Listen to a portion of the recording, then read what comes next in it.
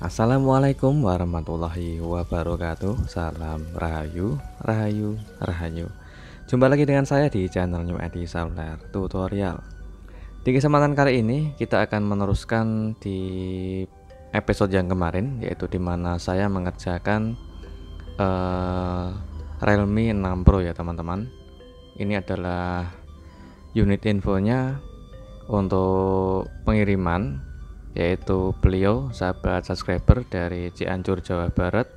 Beliau juga seorang counter teman-teman, dan juga mungkin seorang teknisi. Tapi untuk info ini ceritanya itu untuk beliau bilang saat konsultasi lewat via WhatsApp sudah pernah dikerjakan sebelumnya, atau mungkin sudah dibantu sama teknisi lain tapi hasilnya tetap sama, yaitu LCD tidak tampil. Saat saya mengoneksikan menggunakan charger itu ada notifikasi suara charger masuk atau terkoneksi, namun untuk LCD-nya sama sekali tidak tampil atau tidak keluar gambar teman-teman.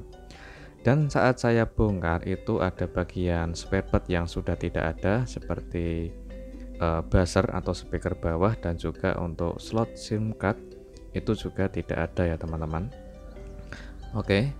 Jadi untuk perbaikan, yaitu di part pertama atau episode yang kemarin, itu saya berbagi tutorial bagaimana cara memperbaiki soket konektor LCD ya teman-teman. Dan di bagian ini ada kerusakan lain, yaitu seperti fleksibel soket konektor sidik jari itu juga bermasalah atau sedikit bengkok teman-teman. Jadi sesudah kita kerjakan di bagian part yang pertama, kalian bisa cek linknya di kolom deskripsi bagaimana cara memperbaiki handphone Realme 6 Pro ini LCD tidak tampil atau gelap, dan gambarnya pun tidak tampil ya teman-teman. Jadi ada beberapa komponen, setelah saya cek itu ada beberapa komponen yang hilang karena sudah pernah diperbaiki sebelumnya, dan juga ada bagian soket konektor yang meleleh teman-teman. Di bagian ini saya coba untuk pengetesan setelah saya sudah selesai mengerjakan ya teman-teman. Jadi kita cek ulang untuk pengetesan lebih dalam, yaitu untuk tes fungsi dari LCD itu sendiri dan juga fungsi dari kerja komponen yang sudah kita ganti, yaitu di bagian komponen area jalur LED display atau jalur lampunya. Dan juga alhamdulillah itu fungsi touchscreen dan LCD nya pun masih bisa berfungsi dengan normal ya teman-teman. Jadi kerusakannya bukan dari LCD, melainkan di bagian soket konektor yang ada di bagian PCB mesin dan juga di bagian komponen jalur IC lampunya. Di bagian ini sebelum saya merakitnya, karena beliau itu request untuk penggantian spare part yang hilang atau sudah tidak ada, seperti tombol volume. Tombol volume itu tidak ada ya teman-teman, alias sudah robek, sisa soketnya saja. Dan sedangkan di bagian ini adalah soket konektor fleksibel bagian sidik jari atau fingerprint. Ini saya lihat seperti ini kondisinya. Itu ada bagian yang bengkok seperti ini teman-teman. Entah awalnya kenapa, mungkin saja saat proses pembongkaran itu terlalu kasar atau mungkin kurang hati-hati, dan bisa juga mungkin belum dipasang soketnya lalu dipaksa untuk memasang di bagian bezel atau tulangan tengahnya teman-teman, yang menyebabkan bagian soket konektornya itu kurang pas. Kalau tidak terpasang, kita paksa menggunakan perakitan bezel, otomatis dia menekan sesuatu yang tidak seharusnya, yang bikin bagian soket konektornya itu bengkok teman-teman. Jadi kita luruskan dulu. Apabila kalian kesulitan untuk meluruskan teknik seperti ini, kalian bisa ganti soket konektornya dengan cara kita cari ukuran soket konektor dari bekas fleksibel yang lain yang mungkin ukurannya sama atau diameter dan jumlah pin kakinya sama. Kita bisa menggantinya apabila kita memperbaikinya itu susah atau tidak bisa ya teman-teman. Jadi alternatifnya, sebelum kita mengganti, alangkah baiknya kita coba untuk perbaiki dulu, atau kita meluruskan di bagian kaki pin soket konektor fleksibelnya seperti ini. Jika kita sudah menegakkan atau kita meluruskan soket yang bengkok, kita cek ulang dan kita bersihkan dulu. Tujuannya jangan sampai ada pin kaki yang bersenggolan atau berdekatan ya teman-teman. Oke, di sini ada bagian yaitu backdoor yang retak atau pecah, dan juga sedangkan di bagian ini ada bezel atau tulangan tengah itu ada bagian yang sudah rusak, seperti bagian slot SIM yang sudah patah, dan juga ada bagian fleksibel volume yang sudah hilang. Ini adalah spare partnya yang sudah saya siapkan. Ini adalah casing satu set, yaitu bezel beserta yaitu backdoor atau back cover, dan juga ada tersedia kaca lensa kamera belakang, dan ini adalah buzzer dan juga slot SIM card serta fleksibel tombol volume.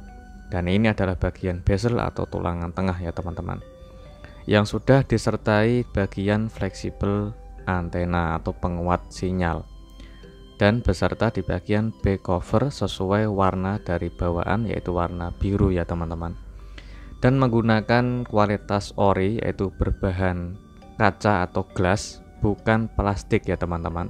Kalau plastik itu apabila kita tekan itu bisa lentur, sedangkan apabila yang original itu tidak bisa dilenturkan atau tidak bisa kita tekuk atau tidak bisa kita lipat teman-teman, karena bahannya itu kaca atau glass. Oke, di tahap ini kita akan memindahkan spare part dari tulangan yang lama atau di bagian bezel yang lama, seperti switch fleksibel tombol power beserta yaitu switch tombol fleksibel sidik jarinya. Jadi kita melepasnya dulu dari bezel yang lama dan kita rakit atau kita pasang ke bezel yang baru. Jadi sebelum kita pasang, kita bersihkan dulu seperti ini apabila terdapat debu atau kotoran di bagian sensor sidik jari atau fingerprintnya. Lalu kita presisikan, dan untuk stiker warna biru jangan lupa kita lepas ya teman-teman. Oke, kita rakit. Di bagian itu ada tombol power atau tombol on off nya, dan selanjutnya di bagian ini adalah bagian lensa kamera belakang. Kita ganti di bagian kaca lensa belakangnya dengan cara kita membongkar kaca lensa dari yang bawaannya atau yang sudah retak ataupun pada lecet ya teman-teman. Kita bisa menggunakan blower atau menggunakan penghangat panas seperti blower untuk mempermudah pembongkaran kaca lensa kamera belakangnya. Oke, setelah kita lepas untuk di bagian kaca lensa belakang, kita bisa membersihkannya dulu, dan selanjutnya kita akan proses pemasangan kaca lensa belakang menggunakan lem ya teman-teman. Ini lemnya warna bening yang saya gunakan, secukupnya saja. Oke, lalu kita lepas plastik pelindung kaca kameranya dan kita pasang dan kita presisikan sesuai tempatnya. Oke, sudah terpasang, tinggal kita menunggu lemnya kering dan kita proses untuk perakitan selanjutnya, yaitu kita pasang kaca lensa kamera belakang ke bagian body bezel atau tulangan tengahnya. Oke, lanjut di tahap ini kita lepas untuk fleksibel volume yang robek atau sudah hilang, dan kita siapkan spare partnya dan kita pasang, kita presisikan ke tempatnya. Oke, kita bersihkan dulu di bagian bezel, maksud saya bukan bezel ya teman-teman, frame di posisi tempat fleksibelnya. Apabila kotor kita bersihkan dulu, baru kita kasih lem. Oke, kita kasih lem secukupnya saja dan kita presisikan, tinggal kita menunggu lemnya kering. Jika sudah lemnya kering, kita tinggal proses perakitan mesin. Oke, kita presisikan mesinnya dan kita rakit kembali posisi mesin dengan kita pasang skrup, jangan sampai ada yang lupa, dan fleksibel switch kabel antena, dan juga kita bersihkan di bagian lensa kameranya, yang tujuannya agar hasil kameranya itu tetap bersih dan jernih teman-teman. Biasanya kalau bekas sudah pernah dibongkar sebelumnya atau sudah pernah diservis sebelumnya, apabila si teknisi tersebut itu mungkin pengerjaan kurang bersih, bisa menyebabkan kamera kotor akibat kemasukan debu atau nggak sengaja kepegang jari teman-teman. Jadi alangkah baiknya kita bersihkan lensa kamera belakang sebelum kita merakitnya. Oke, kita pasang untuk fleksibel sidik jari dan sudah kita pasang baterainya. Jangan lupa untuk kita pasang di bagian buzzer, karena di bagian buzzer atau speaker bawah itu dari bawaan sudah tidak ada ya teman-teman. Jadi saat saya unboxing itu sudah tidak ada. Selanjutnya kita siapkan untuk slot SIM card. Ini slot SIM card juga saat saya unboxing itu tidak ada. Kita sengaja untuk pasang kedua SIM card, yaitu tujuannya untuk pengetesan ke dual SIM dan sinyalnya. Oke, sebelum kita merakit terakhir yaitu pemasangan backdoor, kita tes ulang ya teman-teman. Jadi sebelum kita terlanjur pemasangan backdoor, kita tes dulu mulai dari speaker, kekuatan sinyal dan lain-lain.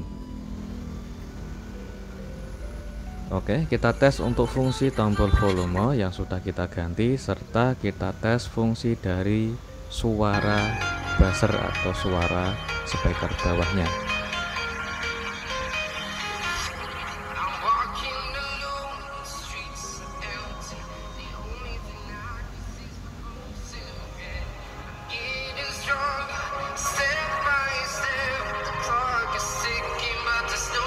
Oke, alhamdulillah untuk fungsi dari tombol volume atas dan bawah sudah sukses untuk suara MP3 atau nada dering dari speaker bawah atau buzzer bisa berfungsi dengan normal, dan kamera depan serta di bagian kamera belakang alhamdulillah bisa berfungsi dengan normal, beserta LCD masih tampil dengan normal, beserta fungsi dari touchscreen-nya pun bisa berfungsi dengan sangat normal teman-teman. Tinggal kita melepas stiker warna biru di bagian backdoor yang baru. Sengaja untuk stiker atau lem double tip di bagian back covernya itu sengaja saya lepas total ya teman-teman, agar tidak mengganggu pemasangan backdoor ke bagian bezel. Apabila stiker atau double tip bawaan warna hitam di bagian back cover itu tidak kita lepas, itu biasanya kurang presisi dan kurang rapat dan tidak bisa tahan lama teman-teman. Biasanya selang beberapa minggu kemudian itu backdoornya terlepas dari lemnya. Oke, setelah kita kasih lem untuk proses pemasangan backdoor, ini adalah hasil akhirnya. Dari proses tahap demi tahap, mulai dari part yang pertama episode yang kemarin, kalian bisa cek linknya di kolom deskripsi untuk tutorial bagaimana cara perbaikan yaitu soket konektor LCD dan juga di bagian komponen jalur area IC lampu atau lag pada displaynya. Di bagian ini setelah kita rakit kembali, untuk perbaikan di awal itu ada bagian soket konektor fingerprint yang bengkok ya teman-teman. Setelah kita rakit, kita cek untuk pengetesan sidik jarinya, alhamdulillah bisa berfungsi dengan sangat normal sekali. Oke, apabila sidik jari kita aktifkan itu sudah bisa, tinggal kita cek apakah bisa berfungsi dengan normal atau tidak. Setelah kita kunci, kita tekan untuk fingerprint-nya, alhamdulillah bisa berfungsi dengan sangat normal sekali teman-teman. Oke, sudah selesai semua untuk pengerjaannya. Mulai dari part yang pertama, kalian bisa cek linknya di kolom deskripsi, dan di bagian part yang kedua ini bagaimana cara perakitan untuk penggantian casing satu set dan juga perbaikan fingerprint-nya. Semoga tutorial selalu bermanfaat dan jumpa lagi di tutorial berikutnya. Assalamualaikum warahmatullahi wabarakatuh.